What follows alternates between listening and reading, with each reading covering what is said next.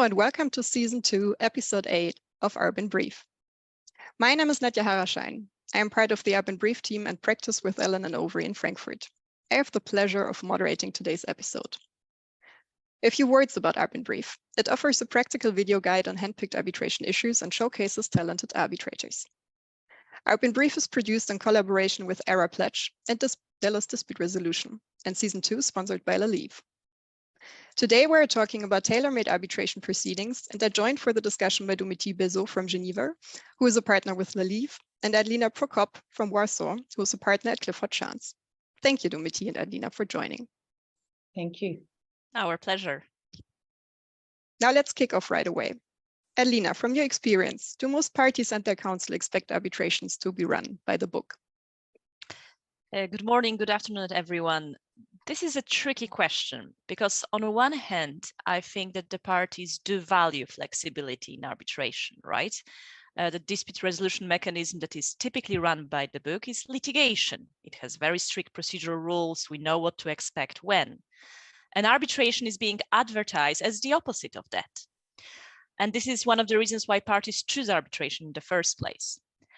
On the other hand, though, I think that when the dispute arises and is looming, parties tend to value predictability much more. And when clients come to me as counsel and ask me how the arbitration will look like, how much will it take, how much it will cost, they often are not satisfied with a simple answer. It all depends on how you and the other side will tailor the proceedings. And this is when the parties also ask me, so what is the standard? What is the golden rule? How the arbitration is typically run? And I think this is how the vision of arbitration being run by the book is created to meet the parties' natural tendency and expectation of predictability and certainty. Thank you, Adelina. I think we can all relate to that. And yet I have the feeling that Domitille might have a different view on that. Domitille, from your perspective as an arbitrator, why is running an arbitration by the book not necessarily a good idea? Thank you, Nadja, and hello, everyone, and thanks for the invitation. I would say that running an arbitration by the books is not always a good idea, and there are two reasons for that. The first one is that the book is not necessarily the same for everybody, even today. And the second one is that even when the book is the same, or we think it is the same, it might not be suited to the particular dispute. And that is why each case is different, and you can't say it's always a good idea. And perhaps to address Adelina's points, you're right, Adelina, the parties and their counsel generally want predictability, but I would say that this is when it suits their case. Because when it no longer does, they talk about tailor-made approach and they talk about the flexibility of arbitration. Thank you, Domitille. I think this tension between predictability on the one hand and flexibility on the other hand is a really interesting point you both made. And also sounds reasonable to assume that not all cases are suited to be tailor-made. So which parts of an arbitration are suitable to be tailor-made? Domitille, would you like to go first? Thank you. I would say just about every aspect of the arbitration is suitable for a tailor-made approach, at least from a procedural perspective. And let me just give you a few examples, the ones that perhaps we don't always think about. First is the sequence of briefs. In some cases, actually, simultaneous briefs is better than consecutive brief, in particular if you have mirroring cross-claims. Another one might be the number and the timing of the briefs. Do you really need 5? Do you really need 6 if you're going to have pre-hearing briefs, if you're going to have post-hearing briefs? Another one, the scope of the briefs. There may be issues that are suited for an early determination to help resolve not perhaps the entire case, but part of the case more efficiently. The evidence.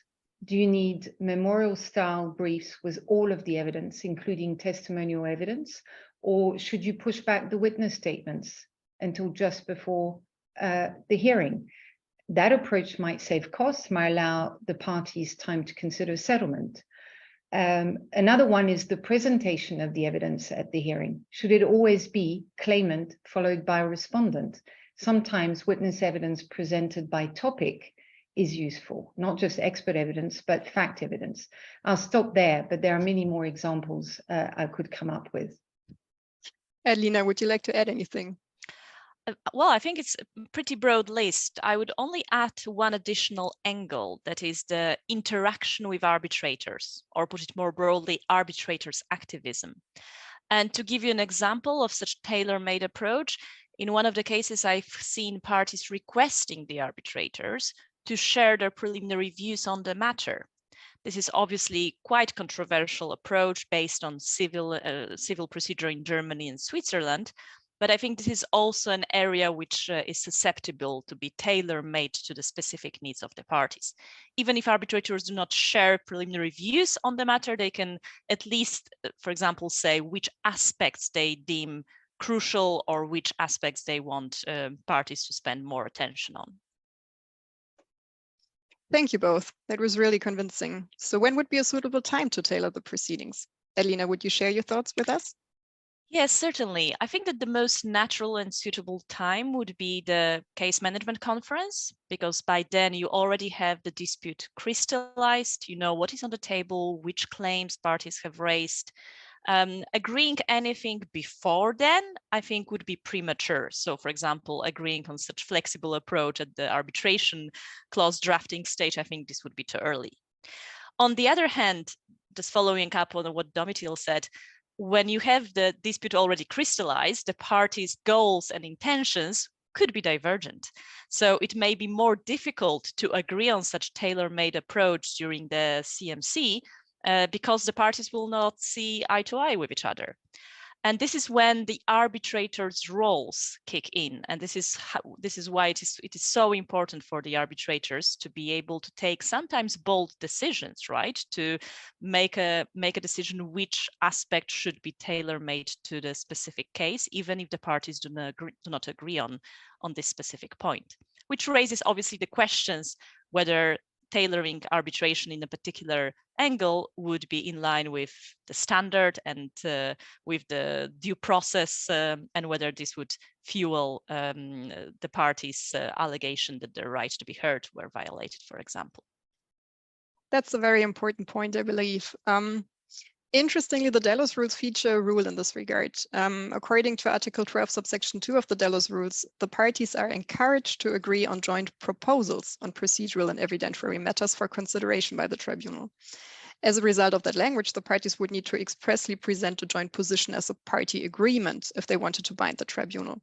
Otherwise, their joint position would be deemed to be an agreement on a joint proposal. To what extent can this assist or hinder tribunals with tailoring proceedings more effectively? Domitille, would you like to go ahead in answering this question, and then Adelina? Yes, I think it's a very good rule. It's one that actually reflects reality in inviting the parties to come up with a proposal for consideration by the tribunal. Whether it's called a proposal or an agreement, I don't think actually is relevant. First of all, I don't think it's ever helpful for parties to try to bind or impose their views on the tribunal, assuming they can. And note the first part of Article 12, which gives the tribunal to determine all procedural and evidentiary matters. But I also think parties should show willingness in any event to engage with the tribunal on what may work and may not work. But the tribunals should do that as well. And yes, there is a due process prejudgment paranoia, as Adelina mentioned. But my feeling is that tribunals sometimes hide behind this concern when in reality they just don't have the time to dig into the case or the willingness to do so, or the case is just too complex. So they prefer saying, let's just play it by the books, and then there's no issue.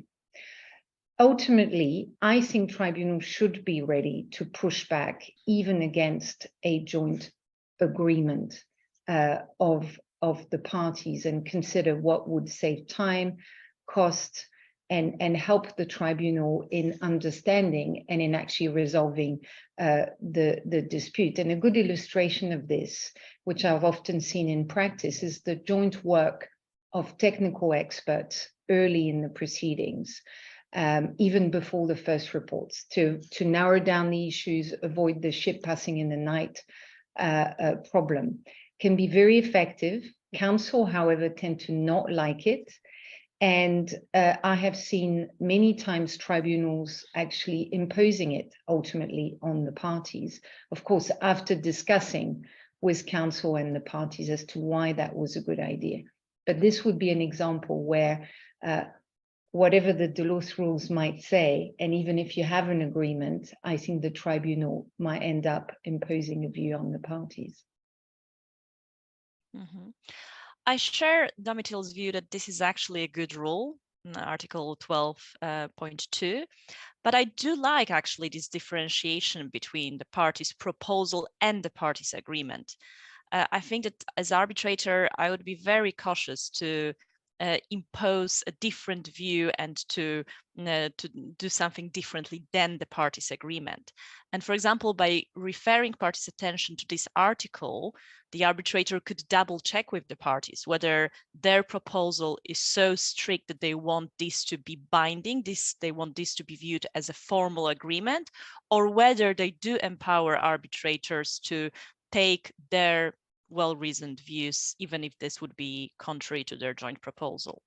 I also agree with Domitille that any such contradiction with parties' agreement or even with parties' proposal should be preceded with some discussion and debate with the parties to explain to the parties the arbitrator's logic, the arbitrator's perspective. I think this is necessary in every case where the arbitrators want to depart from the party's suggestion. Thank you so much, Domitille and Adelina, for a very insightful discussion. We also thank our partner organizations, Delos and ARBinBRIEF Pledge. Delos Dispute Resolution is an independent arbitral institution established in 2014. And ARBinBRIEF Pledge establishes concrete and actionable steps to increase the number of women appointed as arbitrators, with the ultimate goal of full parity. The sponsor for our second season is 𝗔𝗕𝗏. 𝗔𝗓𝗏 is an international law firm with offices in Geneva, Zurich, and London, renowned for its expertise and experience in dispute resolution. To see future ARBinBRIEF videos on handpicked arbitration issues, please follow us on LinkedIn and like and subscribe to our YouTube channel. We would love to hear your comments and feedback, and you can register for our next episode on www.arbinbrief.com. We look forward to seeing you there.